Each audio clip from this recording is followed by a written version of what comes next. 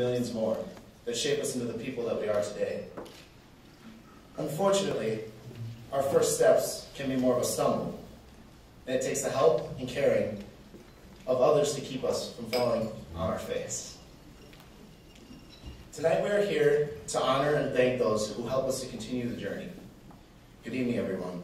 And hello, my name is Logan Thomas. Just to tell you a little bit about myself.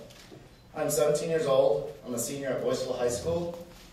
I'm an active teenager. I play football, I wrestle, I run track. I'm involved in extracurriculars such as band, science olympiad, academic decathlon, and drama. I even recently went on a 3-week European tour with the Wisconsin Ambassadors of Music not marching band, but the band and choir. I'm an honor student, member of the National Honor Society, a National Merit Scholar finalist, and an A student.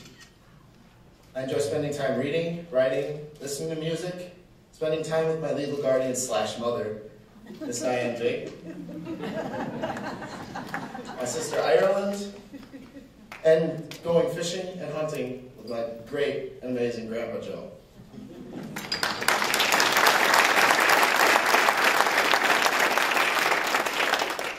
Now, I've also been a part of the Big Brother, Big Sister program for 12 years now, with my match, Mr. Alan Knoll.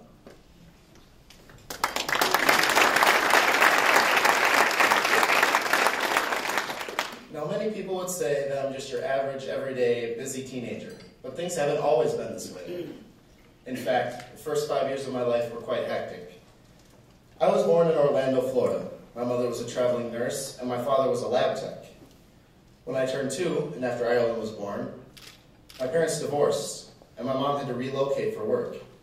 We then moved to Nevada, where she discovered that she had developed terminal cancer. We moved again to Menominee, so that we could be closer to family and friends, so that my sister and I could be taken care of as my mother's condition worsened.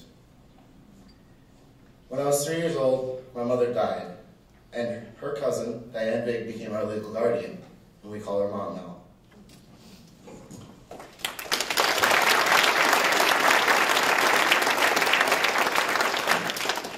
When I started going to elementary school, I was a feisty and energetic little boy. I met one incredible kindergarten teacher, Mrs. Paula Knoll. It was through her kindness and patience that I learned the basics of life. Counting, spelling, using scissors, and the more important things like tying my shoe and blowing a bubble with some bubble gum.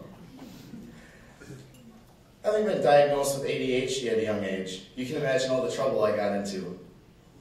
Poor Mrs. Knoll had her hands full with me. But things were rough for me in the beginning. I had few friends, I was loud and slightly obnoxious, and I had some trouble following the rules at school. The guidance counselors and their doctor tried their best to find a way to connect me with other people and get me to behave. But things just didn't seem to be working. It was actually on a class bowling trip, and Mrs. Knoll brought her husband along, and he spent the day with the kindergartners. Al and I began talking, the hyperactive child and the wise elder.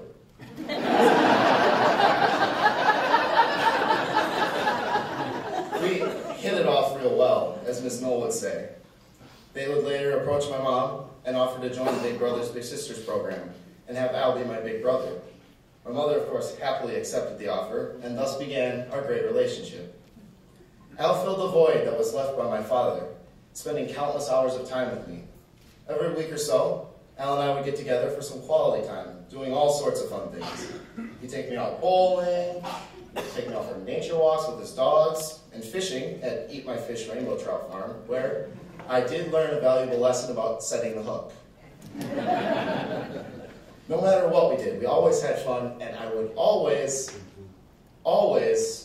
leave something in his car or at his house, just as an excuse to go back again.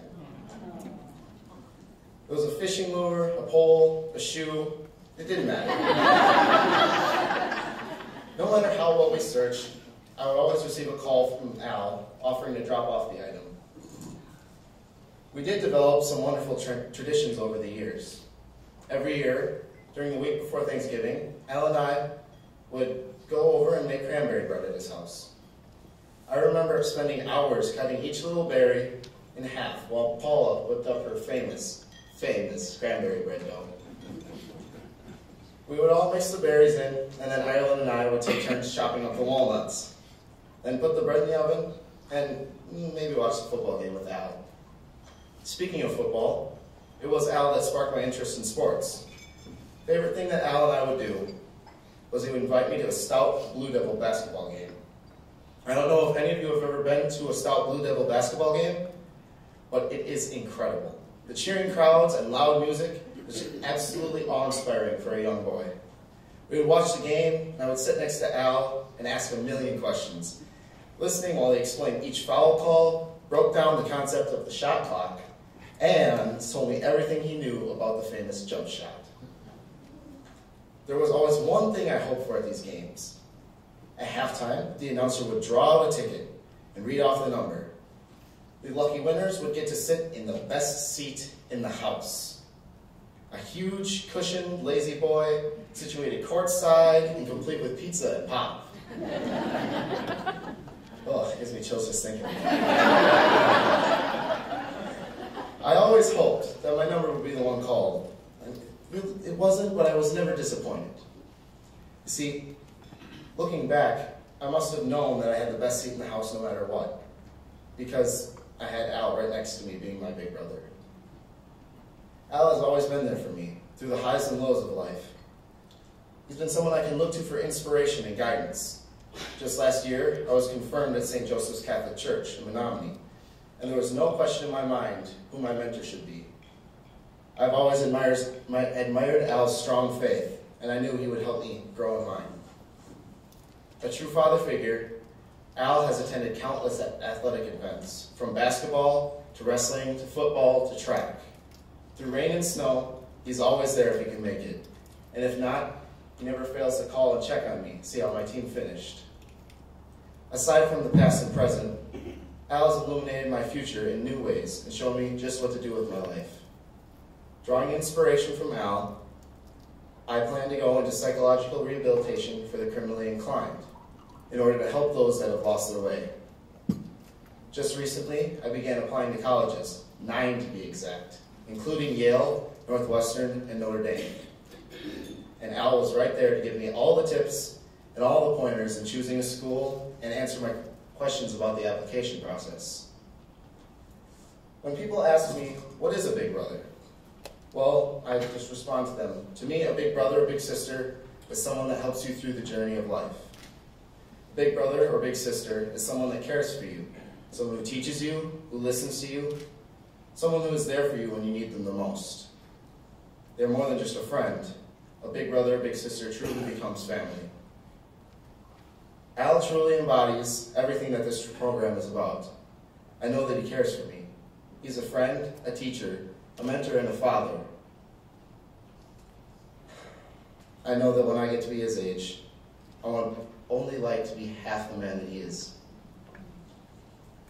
I would like to take a moment to give a special thanks to Al and Paul and Noel, to my friends and family, and to the Big Brothers Big Sisters program.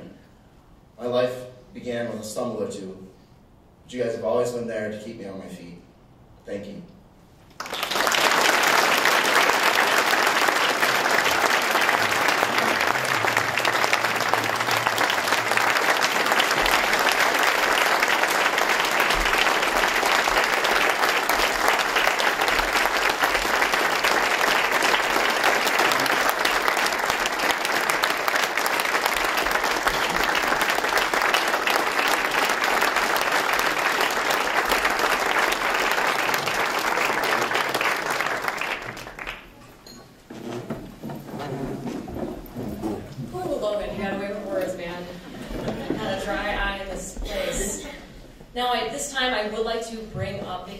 To share a few words with you all.